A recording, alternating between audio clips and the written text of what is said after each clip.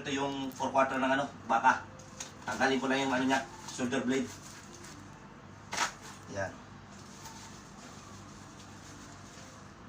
Kailangan tanggalin natin ito kasi didibon namin ito mga kabutya. Yan. Medyo masakit lang sa area namin dito. Kaya, hindi ako makapulong masyado.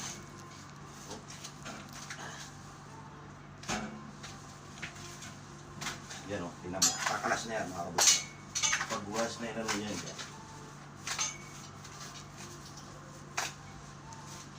Tanggalin ko na ito yung ano niya. Tapos didibon namin itong shoulder mga kabutya. Yan o. Sarap ng karne. Sariwang sariwa. Wala nang hawakan. Kasi bibigay ito mga kabutya. Up. Bigat ah. Ang mga forma pare. Yan.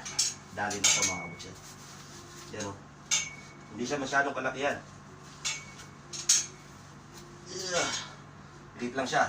Okay.